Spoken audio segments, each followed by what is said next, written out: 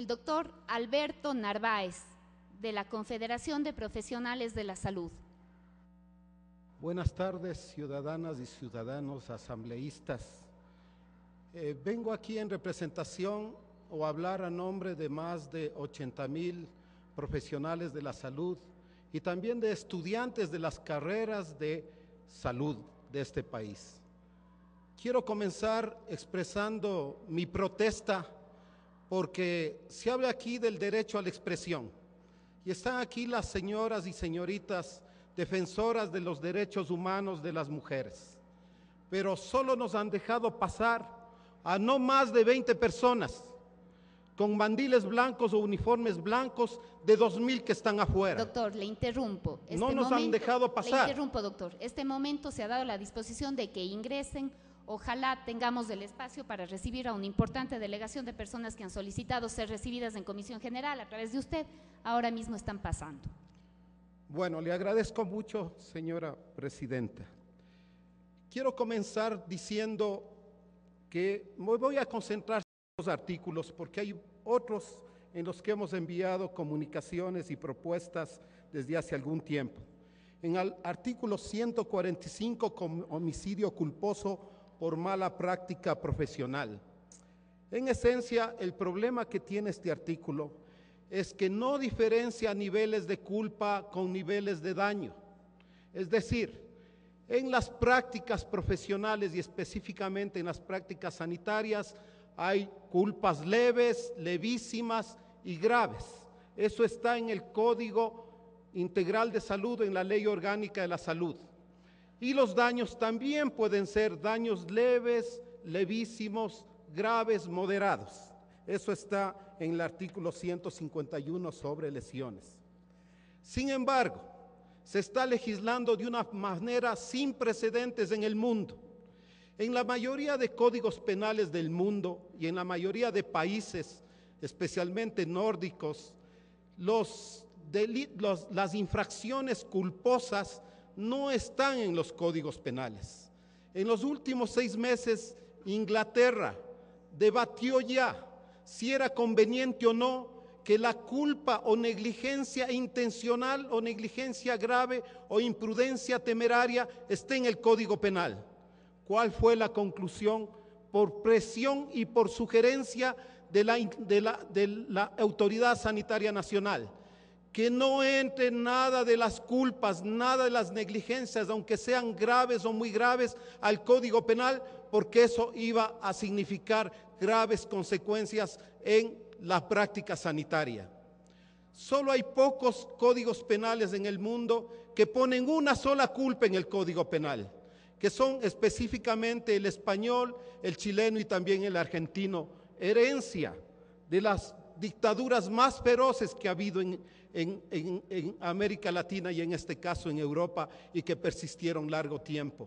Y ahí solo las negligencias graves o muy graves o las imprudencias temerarias están en el Código Penal. Pero aquí están todas las culpas. No se diferencia nivel de culpa con nivel de daño y tienen que saber que en la práctica sanitaria sucede frecuentemente que una culpa leve o levísima puede causar un daño grave y no nos pueden comparar nuestra práctica con la de otros profesionales. Un ingeniero y un arquitecto puede, o a lo mucho habrá 20 o 30 casas al año. ¿Cuántos errores puede cometer? ¿Cuánto daño grave puede cometer ese profesional? En el país se atienden, señores, más de 70 millones de consultas externas, más de 1 millón de cirugías en este país. ¿Cuántos errores se cometen? No son infrecuentes los errores. En el mundo hay tasas que van de 3 a 45% y los países que menos tienen es 3 al 10%. Creemos que en el Ecuador hay 20%. ¿Cómo se soluciona eso? Voy a hablar después. Entonces, ¿qué estamos demandando nosotros? Que se legisle como se legisla en otros países o por lo menos como se legisla en estos 3 países donde hay, a mi criterio, los peores códigos penales del mundo en materia de responsabilidad profesional. Que solo las negligencias graves o gravísimas o imprudencias temerarias estén en el Código Penal. Y los argumentos son simples. Ya el presidente de la República alertó en esta sabatina del sábado que las consecuencias de criminalizar, es decir, poner como doloso y en el Código Penal todas las culpas, sin diferenciar nivel de culpa, tendrá graves consecuencias. Y comencemos por las más importantes. Primero, se va a duplicar los costos de la medicina. ¿Por qué? Porque hay un problema que se llama de medicina defensiva. Los profesionales de la salud comienzan, para tener más seguridad y evitar ser demandados, a pedir más exámenes, a usar otro tipo de medicamentos, y eso afecta enormemente los costos de la salud. ¿Tendrá el Estado posibilidad de cubrir ese incremento por este tipo de práctica sanitaria? Creo que sería injusto para el país. Eso en primer lugar. Segundo, va a desestimular la práctica médica. Si no, pregunten a sus médicos si es que van a quedarse en el país después de que se apruebe así como está este Código Penal. Muchos, los mejores, se van a ir a otros países. Hay un programa de retorno del gobierno. Esto va a atentar al programa de retorno y se van a ir cientos de médicos, posiblemente los mejores, los más experimentados, a ejercer fuera del país, y otros se van a jubilar tempranamente. Y entonces va a pasar lo que pasa ahora. Vayan al hospital del IES de Guayaquil y, sin merecer al compañero, tiene usted ahí jefes de servicios que no superan los 40 años de edad, pero en medicina el tiempo de experiencia es importante, y ustedes van a despreciar eso y van a hacer que hay este problema.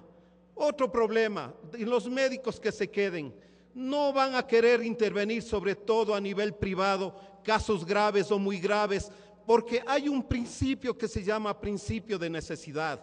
Ninguna intervención es inocua. Los médicos pesamos el beneficio versus el daño, señores.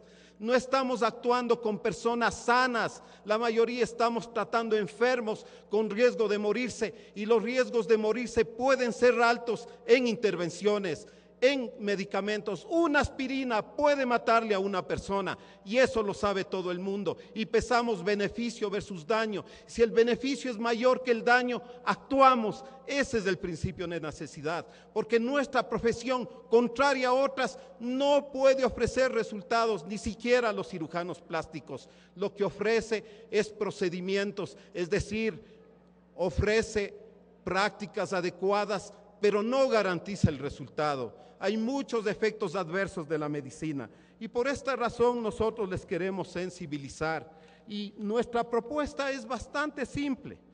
Artículo 145, homicidio por mala práctica profesional, y decimos: la persona que por menosprecio o descuido extremo infringe un deber objetivo de cuidado en el ejercicio o prácticas de su profesión y ocasione la muerte de otra, será sancionado con la pena privativa de libertad de 3 meses a 4 años. ¿Y por qué ponemos esta pena? Porque en Argentina, en Chile y en España esa es la máxima pena y esa es la mínima pena. Bueno, creo que el derecho internacional debe guiar, no ha de ser de locos, de no inconsultos que han legislado así. Hay una experiencia, hay miles de artículos científicos en la literatura universal que revelan que cuando hay este tipo de códigos penales que ya en el mundo se han experimentado, ocasionan graves consecuencias en costos, en sufrimiento, en dolor, no solo para los profesionales de la salud, sino también para las familias.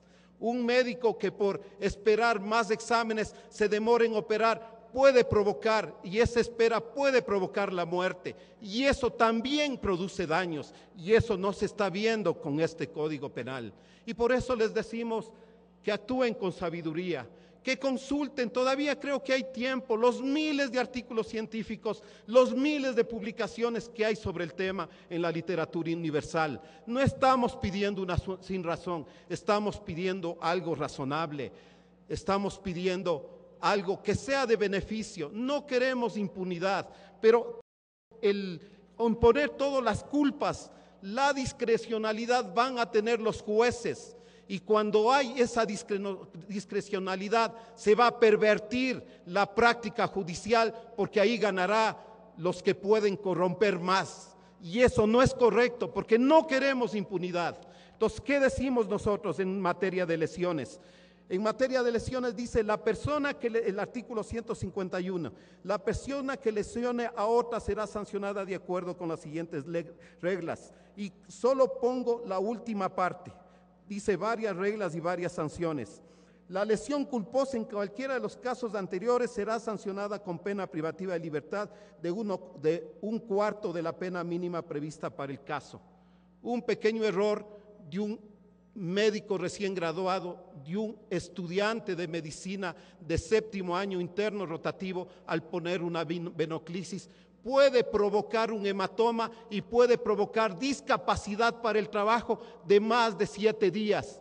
Le van a poner 7 días presos. Prepárense a construir más camas carcelarias que hospitalarias, porque eso también va a ser la consecuencia de una legislación así. Desgraciadamente es así y tengo que hablar con eso.